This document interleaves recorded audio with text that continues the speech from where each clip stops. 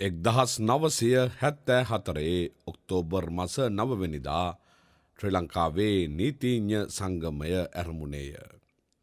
එහි පළමු මුණ ගැහුම රාජකීය විද්‍යාලයේ නවරංගහලේදීය. ශ්‍රී ලංකා නීතිඥ සංගමයේ පළමු නිලවරණයෙන් සභාපති ධුරය රාජනීතිඥ H.W. ජයවර්ධන මහතා ජයග්‍රහණය කරන අතර ජනාධිපති නීතිඥ ඩෙස්මන් ප්‍රනාන්දු මහතා ලේකම් දුරයට පත්වන්නේ වැඩි ඡන්ද හිමි කර ගනිමින්ය. එහි පළමු සැසිය 1975 ජූනි මාස 14 වෙනිදා ශ්‍රී ලංකා පදනම් ආයතනයේදී පැවැත් වූ වග ඉතිහාසයේ සඳහන්ය. ශ්‍රී ලංකා නීතිඥ සංගමය එතනින් ඇරඹුණු ගමන දැන් බොහෝ දුර ඇවිත්ය. විටක ගල්ද විටක මල්ද අත්පොල සන්ද ඔල්වර සන්ද චෝදනාද යෝජනාද ඔවුන් ලබමින් සිටි. ඒ සියල්ල ඉවසමින් දිය ඇල්ලක්සේ බාධක අතර වඩාත් සවිමත් වන්නට ශ්‍රී ලංකා නීතිඥ සංගමය සිය මෙහෙවරදියත් කරයි. 1982 වසරේ පාර්ලිමේන්තු නිල කාලය දීර්ඝ කිරීම සඳහා පැවැත් වූ ආන්දෝලනාත්මක ජනමත විචාරණයේදී සිදු වූ ප්‍රජාතන්ත්‍ර විරෝධී ක්‍රියාවලීන්ට සහ මැතිවරණ දූෂණවලට එරෙහිව නීතිඥ සංගමය දැඩි ලෙස හඬ නැගීය.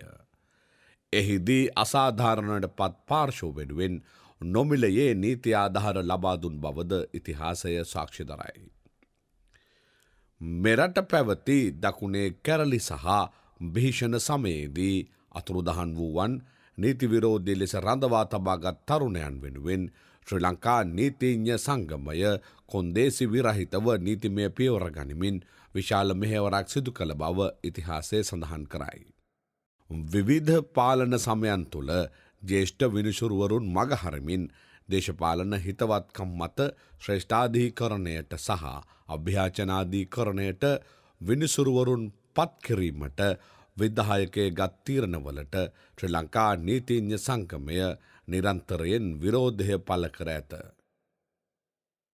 අගවිනිසුරු ශිරාණි බණ්ඩාරනායක මහත්මිය ඉවත් කිරීමට එවක රජය විසින් ගෙන ආදෝෂාභියෝග ක්‍රියාවලිය දේශපාලන පලිගැනීමක් බව පවසමින් අධිකරණයේ ස්වාධීනත්වය වෙනුවෙන් නීතිඥ සංගමය රටපුරා දැවැන්ත වෘත්තීය ක්‍රියාමාර්ග සහ විරෝධතාදියත් කළේය. 20 වැනි ආණ්ඩුක්‍රම ව්‍යවස්ථා සංශෝධනය යටතේ විධායක ජනාධිපති දුරයේ බලය වැඩි කිරීම ඇතුළු ප්‍රතිපාදන අභියෝගයට ලක් කරමින් අධිකරණය හමුවේ කරුණු දැක්වීම සහ මහජන මතය හැඩගැස්වීම නීතිඥ සංගමය විසින් සිදු කළ සුවිශේෂ කාර්යභාරයකි. ත්‍රස්තවාදය වැළැක්වීමේ තාවකාලික පනත දිගින් දිගටම අවභාවිතා කරමින් සිවිල් වැසියන් හා ක්‍රියාකාරීන් දීර්ඝකාලීනව රඳවා තබා ගැනීමට එරෙහිව ශ්‍රේෂ්ඨාධීකරණය හමුවේ මූලික අයිතිවාසිකම් පෙත්සම් ගොනු කිරීමට ශ්‍රී ලංකා නීතිඥ සංගමය මැදිහත් විය. එම පනත ජාත්‍යන්තර මානව හිමිකම් ප්‍රමිතීන්ට අනුකූලව සංශෝධනය කළ යුතු බවට රජයට දිගින් දිගටම නිර්දේශ ඉදිරිපත් කළේ ඔවුන්ය. 2022 අරගල සමයේ විරෝධතාකරුවන්ගේ අයිතීන් වෙනුවෙන් පෙනී සිටීමත් අත්අඩංගුවට පත් වූවන් වෙනුවෙන් නොමිලේ පෙනී සිටීමත් රට ස්ථාවර කිරීම සඳහා ව්‍යවහාත්මක යෝජනාවලියක් එවක රජයට සහ දේශපාලන පක්ෂ වෙත ඉදිරිපත් කිරීමත් ශ්‍රී ලංකා නීතිඥ සංගමය විසින් සිදු කළේය. ශ්‍රේෂ්ඨාධීකරණ සහ අභ්‍යාචනාධීකරණ විනිසුරුවරුන්ගේ විශ්‍රාම වයස දීර්ඝ කිරීමට රජය කටයුතු කරන විට ඊට එරෙහිව හඬ නගන්නේද ශ්‍රී ලංකා නීතිඥ සංගමයයි. එම යෝජනාව පාර්ලිමේන්තු ඡන්දයකින් පමණක් සම්මත කළ නොහැකි බවත් එසේ අවශ්‍ය නම් ජනමත විචාරණයක් දක්වා කටයුතු කළ යුතු බවත් නීතිඥ සංගමය යෝජනා කරයි.